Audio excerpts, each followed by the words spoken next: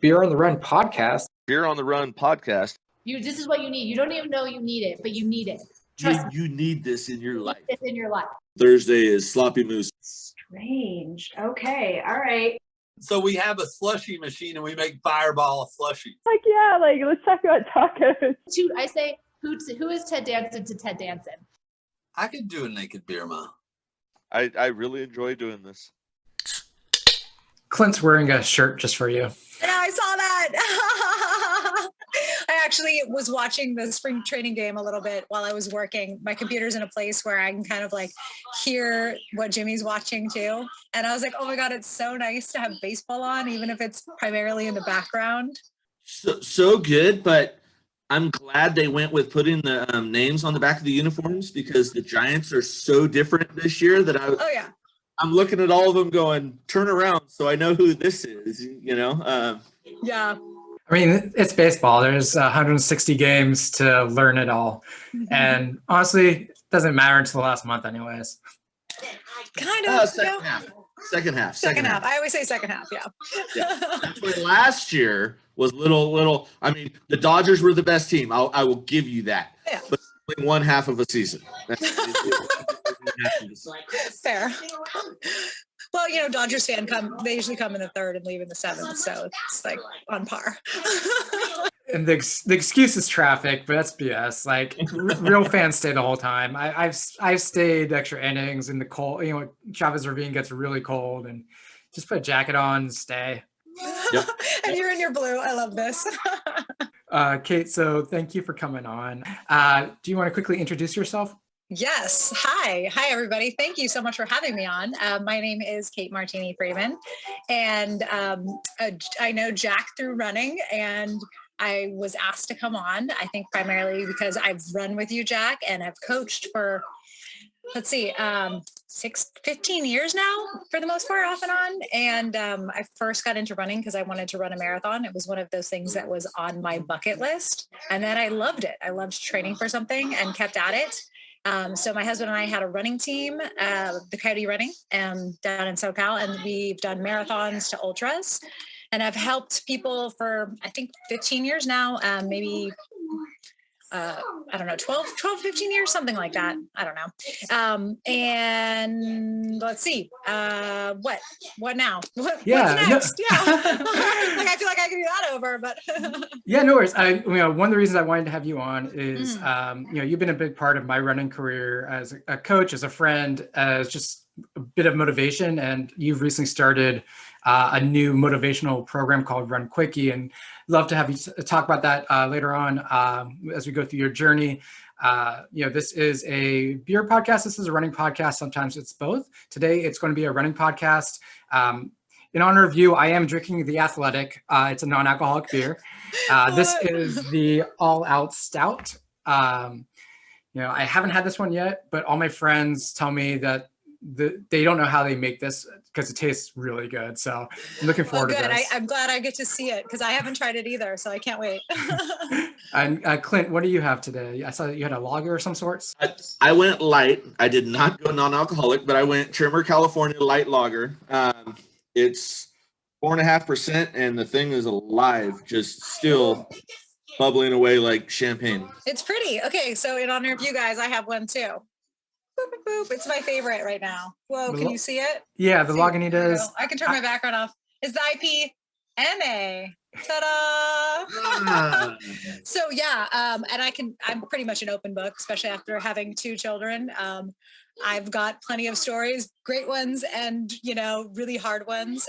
But so recently I stopped drinking all alcohol, and now I got to the point where I was like, I miss drinking something that is not sweet or water, because there's nothing that is in between. And so I've been trying a few of the non-alcoholic beers, and I recently tried a non-alcoholic rosé. Non-alcoholic wines are terrible. They're just terrible. If you have a good one, tell me. But the beers, there's starting to be some good ones. That's awesome. Thank you for coming on, and also appreciate you being an open book. I've always known you to be that way, so I'm glad you're this way with everyone here. So you mentioned you've been coaching for a while, and you also kind of got into running around the same time you kind of got into coaching, right? With Team and Training?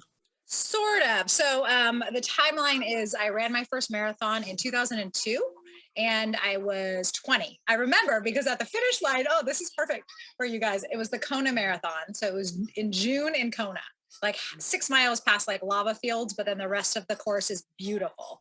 And yeah. Oh, yeah. I think I had quite a few curse words, but I got to the end and I remember I finished in 4:59:51. Many of my races, I don't remember the exact time, but that one I remember.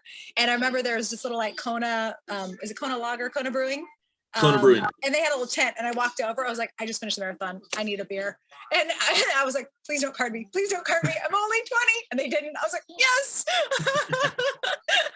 I like had a whole story ready, but it was so good. And it was like, half a one. And it was the best thing ever. So that was when I was 20. Mm-hmm. Who carries their ID when they run a marathon anyway? Exactly. Yeah, totally. There's your story. And it was like months off, like, no bad. And it's white. And then, so Jack, timeline wise, that was when I was 20. And then I was a part of different training teams and team and training. And then it was at 24 when I was asked to start being a lead, wasn't a coach yet. It was a head of, I don't know. It was like, a mentor, like training mentor, where I helped everybody on the actual training aspect. And then I think 1 year later is when I started coaching with team and training for years. And then eventually, when Jimmy really created the training teams with Coyote Running, then I needed to start helping out there. And I absolutely loved it. Like as much as I love racing and I love training for something, but man, helping other people get to their finish lines is even better. Like truly. What year did you guys do the first training program with Coyote Running? Jimmy's like the stat guy. I want to say, it's like, can I phone a friend? Peter Williams, are you around? I think it's been 12 years. So 20, maybe it was right after we got married. That's what it was. Cause we got married in, I don't know, man, like probably whatever 12, 13 years ago is. The last couple of years are a blur. It was probably, it was probably the same year you ran your first 100, correct? I ran my first 100 2009. Right. So yeah, that makes sense timeline wise. Yeah. So got married 2008. And then, yeah, that sounds about right. Cause I remember part of when we wrapped up coaching, so we were both coaching separate teams for team and training at that point. And we were coaching in Pasadena. And we were like, we're not going to do that drive anymore. Cause like, we're going to get married and do some things over here and have kids someday. Right. And then so with Coyote Running, you guys have really built a good community in Southern California with the Thursday morning runs that up until the pandemic happened every Thursday. It was quite incredible. The group that shows up at 6 a.m. to run a trail every Thursday morning in Los Angeles. But then you still have the training programs as well. And in the meantime, you're also doing your own running. You're not just coaching, you're also running and becoming a great runner. So in 2002, you said you ran 4:59, and then 2013 is your PR marathon, correct? Yeah. It feels so long ago now, and I know I can still go faster. So one of these days I will just throw my hat over, the wall and go for it again. But yeah, so my PR, I brought it down to 2:58. So I've shaved quite a few hours, but it took a long time. And there's some people that can come into the sport and see that kind of, growth really quickly, maybe a different type of body, but I do always like to point that out. And I wasn't always a runner. Like I started running when I was 20. And then, in 2013, I was able to do that. And I so vividly remember that race, and it was awesome. Like my best memory was actually right at the starting line. I was like, well, there's no reason why I can run sub 3, and there's no reason I can't. Like, let's do this. So it was a cool journey. Yeah, so it was right around the same time that a lot of the women in the Coyotes were also going for that same mark. And I think there's a lot about seeing someone do it and making it real, and then having a lot of people be able, once they see it, they can do it. And I'm not sure if it was either you or Jenna was one of the first women in our group that broke 3 hours. Jenna was. Yeah, it was Jenna, and then you, and Jenna. then. Yeah. And then I remember after I remember that same race, I was running right near Marshall and Megan and a few other people. But I think if I remember correctly, Gwen and Jessica Dorsey and quite a few other women. Oh, and Kelly. Puckett, all of them, like they were like, once you did it, we were like, we could do it too. What? Yeah, So exactly. that was so cool. They're crushing it. All of them are still crushing it. Yeah, I think there's a lot to be said about being able to see it, be able to actually visualize it. I mean, we had Bree Sachs on a few episodes ago, and for her, you know, it was she was talking about self-doubt and like feeling like an imposter, and being able to see stuff like that, it really wakes you up to like your true capabilities, I believe. Yeah, I absolutely agree. I mean, running, and especially as you guys know, ultra running, it's so mental. It's it's like planning and all of those things, and you think you control things, but it comes down to, the mental thing is going to get you through everything. As I said, like I had just decided, I was like, there's no reason I can't do it. I'm just going to try my best.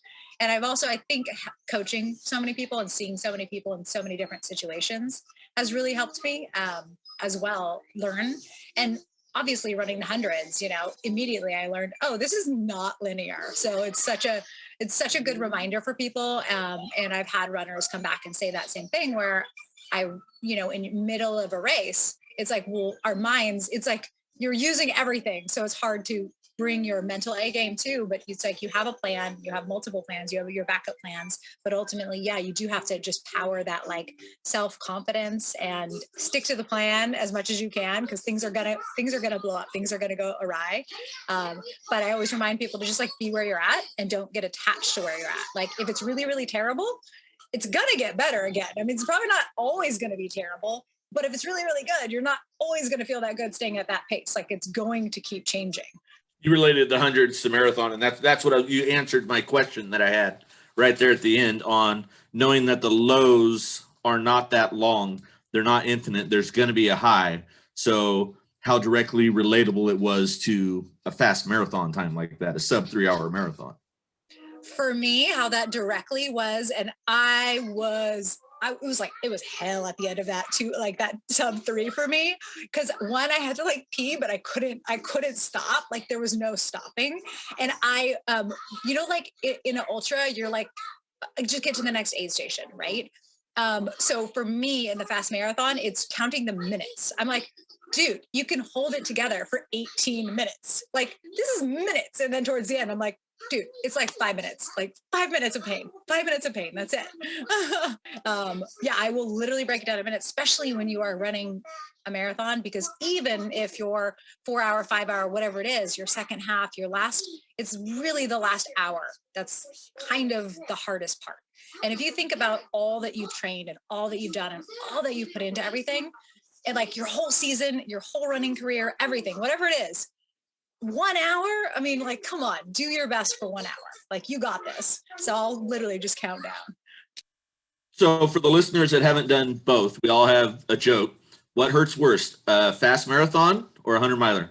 Oh my God.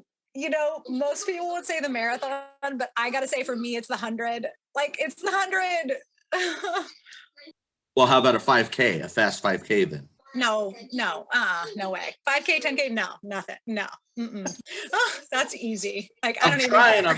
I'm trying to bait you. No, for me, definitely the 100. And it was interesting because I even did an Ironman too, because I had so many triathlete friends.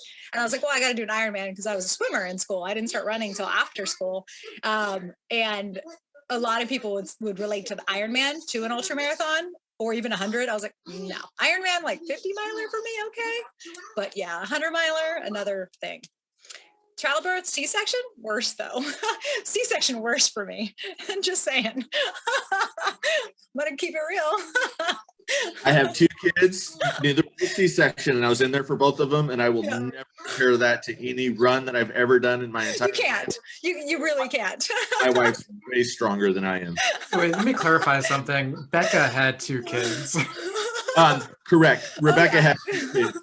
And I fit in there and exactly. Just you were the coach. Yeah, exactly. You need that too. Yeah, no, you really, yeah, it's a total, you cannot compare it, but people like to.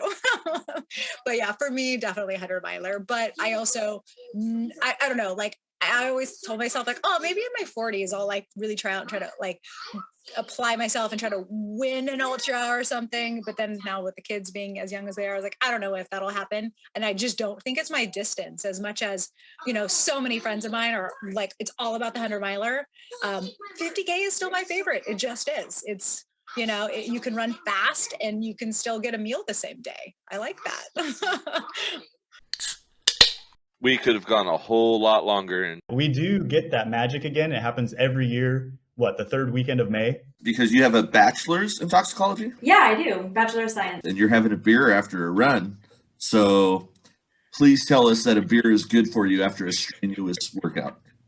It is. I'm taking on my science and nutrition and biochem courses, and I learned about like how good the alcohol moderation is for musculoskeletal health.